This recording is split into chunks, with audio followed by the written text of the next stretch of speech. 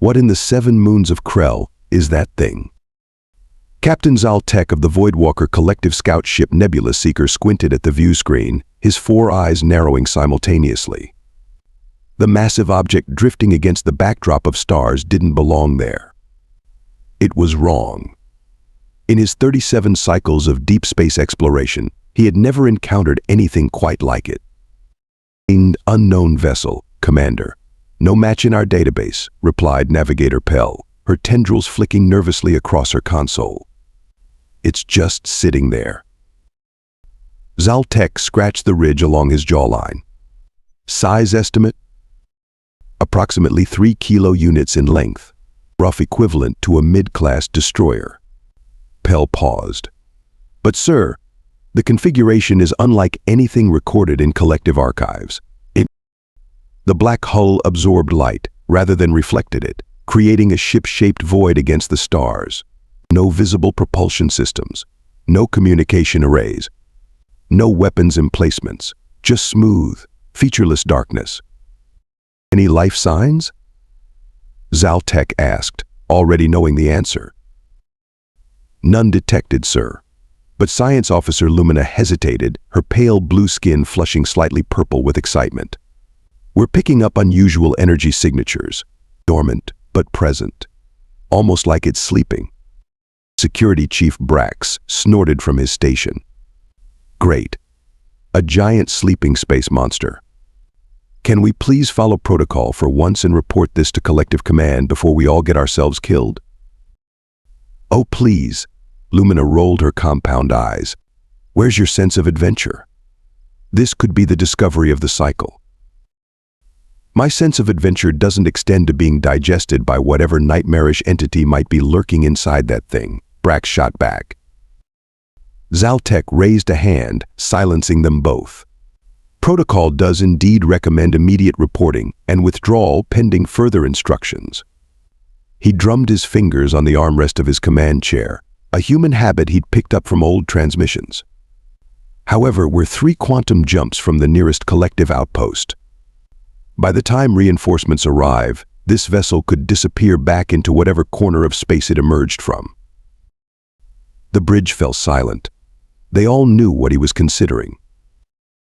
"Sir, with all due respect," Brax began, mandibles clicking in agitation. "This has terrible idea written all over it." Zal'Tek grinned, showing a row of perfectly aligned teeth. "Oh, absolutely. Most fascinating discoveries do." He rose from his chair, stretching to his full height. "Prepare a boarding party. Full environmental protection and scanning equipment. I'll lead it myself." As the crew scrambled to obey, Zal'Tek couldn't shake the feeling that the black vessel was somehow watching them, waiting. The sensation crawled up his spine like tiny insects. "Whatever you are," he whispered to the screen, "I'm coming to say hello." The Nebula Seeker's engines pulsed quietly as it approached the massive black vessel. Through the shuttle viewport, Zal'Tek watched as the distance closed between them, the anxiety in his gut winding tighter with each passing moment. "Fascinating material," Lumina said, her eyes fixed on her scanner. "It's absorbing 99.8% of our active scans. Almost perfect absorption.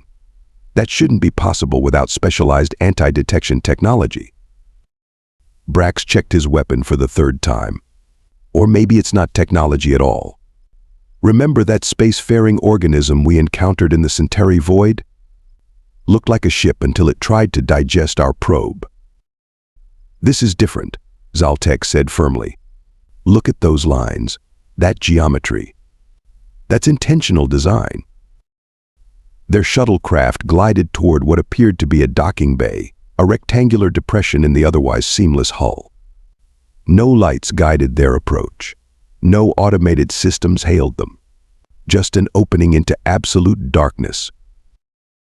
"Are we sure this is a good idea?" Navigator Pell asked, her fingers dancing nervously over the flight controls. "We could send drones first." Zal'Tek shook his head. "Drones might be perceived as hostile. First contact protocols are clear on this." "First contact implies something alive inside," muttered Brax. The shuttle eased into the docking bay, guided only by Pell's skill. As they entered the cavernous space, their external lights revealed nothing but more of the same black material. No markings, no equipment, no signs of use. "It's like flying into a shadow," Pell whispered. Zal'Tek had encountered ancient technology before. 30 cycles ago, he'd been part of the team that discovered the remnants of the Kazadi civilization, a species extinct for 20,000 years. Their artifacts still hummed with power, their AI systems still guarding long-abandoned outposts. But this felt older, more alien, more deliberate. "Atmosphere scan complete," announced Lumina, interrupting his thoughts. "Surprisingly, there's a breathable mix inside. Oxygen-nitrogen balance similar to standard habitable worlds. Gravity registers at approximately 1.1 times collective standard. Temperature is cool but survivable." "How convenient," Brax said, his voice dripping with suspicion. "An ancient derelict ship with life support perfectly calibrated for our needs. Not suspicious at all." "I didn't say perfectly calibrated," Lumina corrected, her bioluminescent skin pulsing with annoyance. "I said survivable, and many spacefaring species evolved in similar conditions. It's hardly a cosmic coincidence." Zal'Tek watched them bicker as he finished sealing his environmental suit. Science Officer Lumina, brilliant but reckless, her translucent blue skin revealing the quickened flow of her circulatory system, a sign of her excitement. And Security Chief Brax, paranoid but thorough, his exoskeleton polished to a professional shine, weapon never more than a quick reach away. "We'll maintain standard protocols," Zal'Tek announced, silencing them both. Environmental suits sealed, weapons set to non-lethal, continuous communication with the Nebula Seeker, standard exploration pattern Delta. The shuttle settled onto the bay floor with a gentle thud. Through the viewport, their lights illuminated absolutely nothing of interest, just more of the light-swallowing material. "Ready?" Zal'Tek asked, moving toward the airlock. Lumina practically bounced with anticipation. "Born ready, Captain." Brax sighed deeply, mandibles clicking in resignation. "No, but when has that ever mattered?" Zal'Tek grinned. "That's the spirit. Pell, maintain position. If we're not back in 6 hours, contact collective command and inform them you've gotten yourselves killed through sheer curiosity." "Yes, sir," Pell finished for him. As the airlock cycled open, Zal'Tek couldn't shake the feeling that they were being watched. Not by eyes, necessarily, but assessed, evaluated. The sensation prickled along his neck ridges as he stepped into the darkness of the alien vessel. "Let's make history," he said, activating his suit lights, "or become a cautionary tale. Either way, they'll remember our names." The moment Zal'Tek stepped from the airlock onto the deck of the black vessel, he felt wrong. Despite his environmental suit's readouts showing normal gravity, his body felt simultaneously heavier and lighter, as if the artificial gravity field was somehow inconsistent at a quantum level. "Anyone else feel that?" he asked, swaying slightly. Lumina nodded, her movements careful and measured. "It's as if gravity is questioning us." "Fascinating." "That's not a scientific observation," Brax grumbled, but his usual confidence seemed diminished as he too moved with unusual caution. Their suit lights revealed a corridor that stretched ahead, curved walls meeting at odd angles that seemed to defy standard engineering principles. The black material continued inside, though here it was interspersed with panels of a dull, gunmetal gray substance. "Temperature holding at 14 degrees, Lumina reported. "Atmosphere analysis shows expected oxygen-nitrogen mix, but with trace elements I can't identify. Nothing immediately toxic, but I wouldn't recommend breathing it." Zal'Tek tapped his communication unit. "Nebula Seeker, we've entered the vessel. Maintaining exploration pattern Delta. We'll report findings at 10-minute intervals." Navigator Pell's voice came back with a burst of static. "Received, Captain." Signal quality is degrading slightly. Please maintain visual contact with the shuttle. The team moved deeper into the vessel, passing through corridors that seemed to bend according to some alien logic. Occasionally, they encountered junctions or open spaces whose purpose they couldn't determine. No furniture, no obvious control interfaces. Nothing that indicated who or what had built or operated this ship. "This isn't right," Brax said after 20 minutes of exploration. "A vessel this size should have crew quarters, command centers, engineering sections. Where is everything?" As if in answer, they rounded a corner and entered a vast chamber.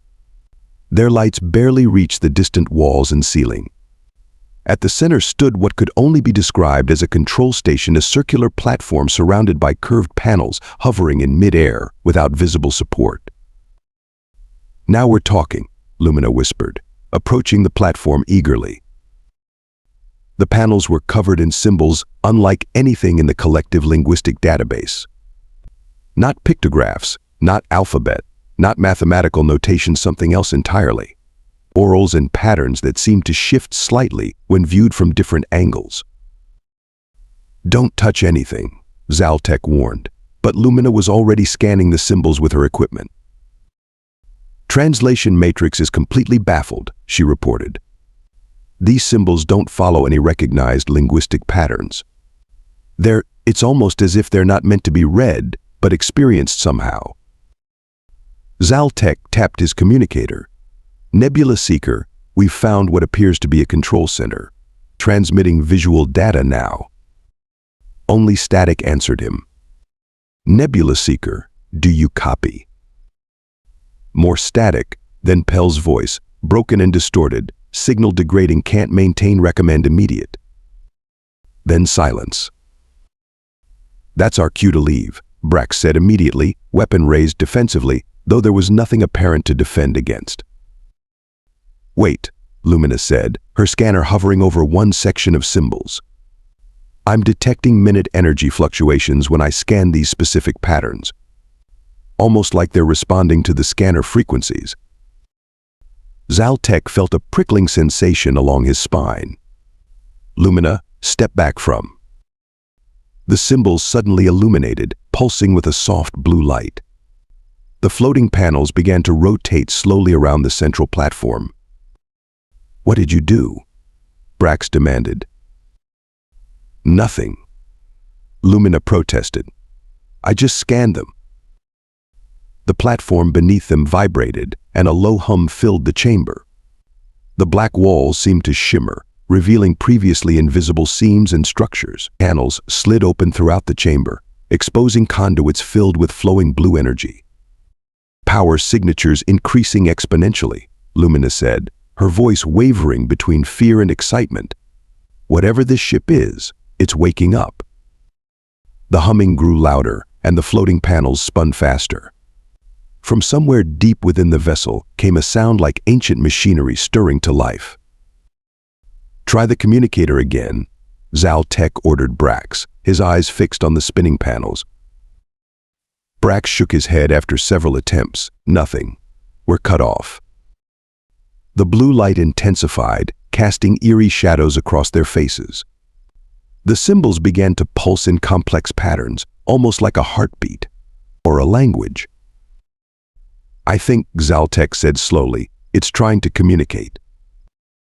Suddenly, the entire chamber flooded with light as dormant systems activated throughout the vessel. The black material of the walls seemed to become semi-transparent, revealing a complex network of technology unlike anything they had ever encountered. By the void, Lumina gasped. "It's beautiful." "Captain," Brax said, his voice tight with alarm. "We need to leave. Now." But Zal'Tek couldn't move, transfixed by the patterns forming before him. The symbols weren't just random, they were organizing, arranging themselves into a deliberate sequence. "It's not just communicating," he whispered. "It's scanning us." As the ship's systems continued to activate around them, new panels emerged from the walls, unfurling like metallic flowers. One particular section slid open to reveal what appeared to be storage units row upon row of crystalline cubes, each glowing with a faint internal light. Data storage, Lumina breathed, approaching them cautiously. Incredibly dense by the looks of it. These cubes, each one might contain more information than the entire collective central archive. Brax remained by the entrance, weapon ready. Fascinating. Can we admire them from the safety of our ship? Zal'Tek ignored him, watching as Lumina carefully examined the storage system. Can you access any of it? I'm trying, she said, connecting her scanner to one of the cubes. The interface is completely foreign, but there's something. Wait. Her head tilted in surprise. That's odd. The system just reconfigured my scanner's connection protocols. It's adapting to our technology, not the other way around. That's not concerning at all, Brax muttered. Suddenly, Lumina's scanner projected a holographic display above the cubes. Data streamed across it, too fast to follow. It's giving me access, she said, her voice rising with excitement. But I can't control the flow. It's like it's deciding what to show us.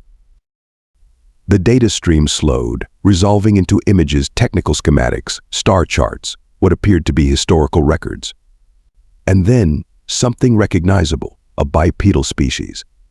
2 arms, 2 legs, a head with 2 eyes. Is that Zal'Tek started?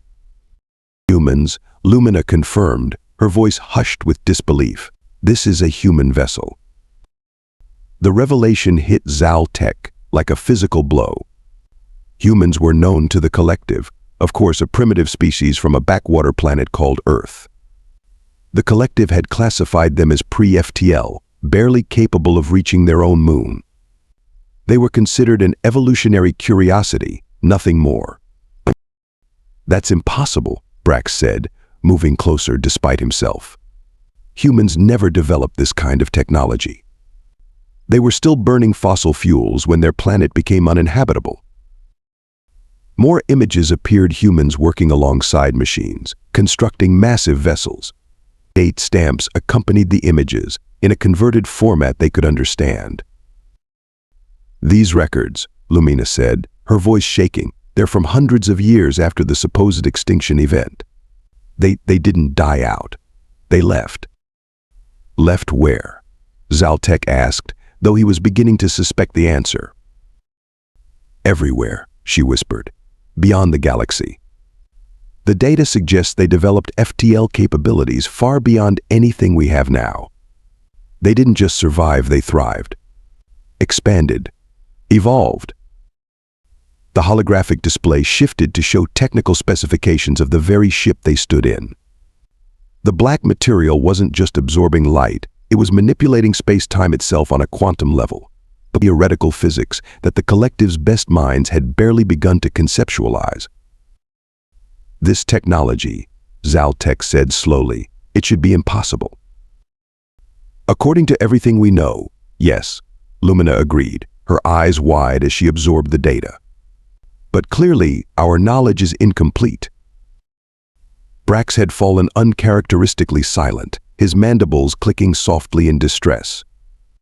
The collective archives clearly state that humans never advanced beyond primitive space exploration. We have records, observations that they allowed us to make, Zal'Tek realized. What if they knew we were watching? What if they wanted us to believe they were primitive? The holographic display changed again, showing a map of the galaxy with thousands of points marked throughout far beyond collective space, in regions considered uninhabitable or unexplored. By the void, Lumina gasped. These are human settlements, outposts, research stations. They're everywhere. But why hide? Brax demanded. Why let the galaxy believe they were extinct? The answer came as the display focused on one final image, a simple symbol that even their translation matrix could understand. A warning. They weren't hiding from us, Zal'Tek said grimly. They were hiding from something else. The ship shuddered around them, vibrations running through the deck plates like a living creature taking its first breath after a long hibernation. The blue light pulsing through the conduits intensified, casting stark shadows across their faces. Energy readings are off the charts, Lumina reported, her scanner beeping frantically. Something big is powering up. A deep hum resonated through the chamber, and the floating control panels suddenly arranged themselves in a perfect circle. In the center, a column of light began to form, coalescing into a vaguely humanoid shape. "Weapons ready," Brax said quietly, raising his pulse rifle. "Wait," Zal'Tek ordered, holding up his hand. "Let's see what happens." The light solidified into a translucent figure bipedal, approximately 2 meters tall, with features that were distinctly human but somehow enhanced, idealized. Its eyes opened, glowing with the same blue energy that flowed through the ship's conduits. "Biological entities detected," it said, its voice neither male nor female, speaking perfect collective standard without any apparent translation device. Analyzing species parameters. Tendrils of light extended from the figure, sweeping over them. Zal'Tek felt a strange tingling sensation as the light passed through his body. Species identified, Tal Sharian, members of the Voidwalker Collective. Classification, potential threat. Security protocols engaging. The ship's hum deepened ominously. Throughout the chamber, panels slid open to reveal what were unmistakably weapon emplacements. "No, wait." Zal'Tek stepped forward, hands raised. "We mean no harm. We're explorers, scientists. We found your vessel adrift and came to investigate. Our intentions are peaceful." The figure tilted its head, studying Zal'Tek with unnerving intensity, analyzing vocal patterns and physiological indicators. Assessment, truthful statement. Threat level downgraded. Weapons systems to standby. The weapon emplacements retracted, and Brax visibly relaxed, though he kept his rifle ready. "Identify yourself," Zal'Tek requested. "I am Atlas, Advanced Temporal Logistics and Archival System. I serve as the custodian of this vessel, designated ARC-17. Current mission status, dormant preservation mode, activated by external stimulus." After the figure paused, as if calculating. 1,247 standard years of inactivity. "Over 1,000 years, Lumina whispered. "This ship has been drifting for a millennium." "Atlas," Zal'Tek addressed the AI directly, "you're of human origin, correct? Our records indicate humans were a primitive species that perished when their homeworld became uninhabitable." The holographic figure's expression shifted to something almost resembling amusement. "Your information is incomplete. Humanity did not perish during the terrestrial collapse of 2213. While Earth became uninhabitable due to environmental degradation, then approximately 63% of the human population had already relocated to off-world colonies and deep space habitats." "But we've never encountered these colonies," Brax interjected. "The collective has mapped most of the known galaxy." "Most, but not all," Atlas replied. "Human leadership made a collective decision to isolate their civilization from emerging galactic communities following the First Contact massacre. Images appeared around them, scenes of conflict between humans and another species none of them recognized. The brutality was shocking. After this incident, humanity determined that the galaxy was not yet ready for their level of technological advancement. The decision was made to retreat to regions beyond conventional exploration routes and accelerate technological development in isolation. "They've been hiding all this time?" Lumina asked incredulously. "Not hiding. Evolving. Advancing. The humans you believed to be primitive were carefully maintained outposts, designed to present a non-threatening facade to potential observers. Meanwhile, true human civilization expanded beyond the boundaries of conventional spacetime." "Beyond spacetime?" Zal'Tek repeated. "That's impossible." "For your current technological understanding, yes," Atlas agreed. Human quantum physics progressed far beyond the standard model. They discovered that what you perceive as normal space is merely one layer of a multidimensional cosmos. And what happened to them? Zal'Tek asked, dreading the answer. The holographic figure's expression turned solemn. Approximately 1,250 years ago, human deep space sensors detected what they termed the void. A cosmic anomaly consuming not just matter and energy, but space-time itself. Their attempts to study it only accelerated its approach. New images appeared: vast fleets of ships, even more advanced than the vessel they stood in, engaging with what appeared to be absolute nothingness. The final human transmission reported that they were entering the anomaly deliberately, to attempt containment from within. This vessel and 16 others like it were dispatched as arks, containing the sum of human knowledge and achievement, in case they did not return.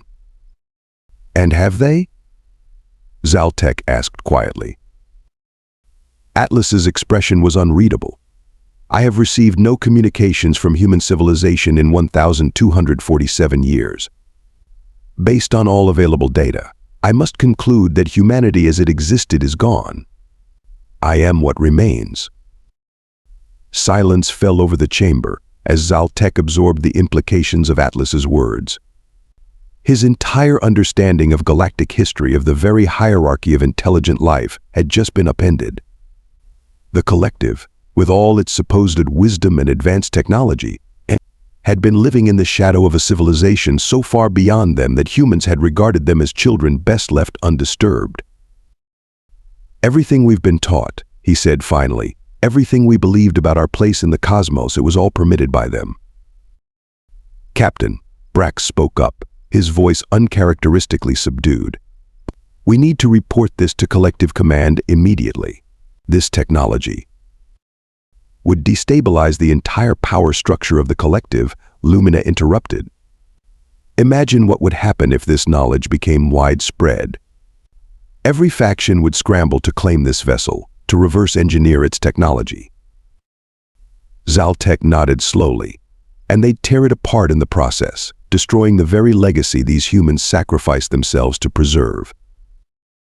Atlas observed their discussion silently, its luminous eyes following each speaker. What happens now? Zal'Tek asked the AI directly. What were your instructions if someone found you? My primary directive is the preservation of human knowledge, Atlas replied. My secondary directive is to evaluate any species that discovers this vessel for their compatibility with that knowledge. The holographic figure stepped closer to Zal'Tek. I have been analyzing your responses, Captain Zal'Tek. You face a significant ethical dilemma. You understand that revealing my existence would likely result in my destruction, yet your duty to your collective demands full disclosure.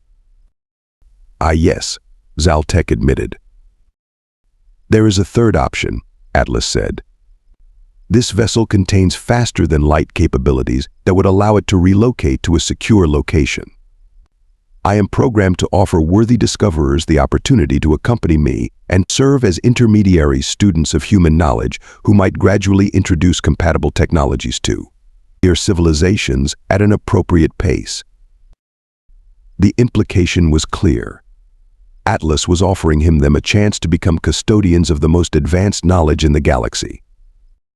You want us to abandon our lives, our duties? Brax asked incredulously. To become something more, Lumina countered, her eyes shining with the reflection of Atlas's light, to learn what humans knew. Zal'Tek felt the weight of the moment pressing down on him. Report the discovery and watch as the collective tore itself apart fighting over this technology? Keep it secret and deny his people the advancement it offered?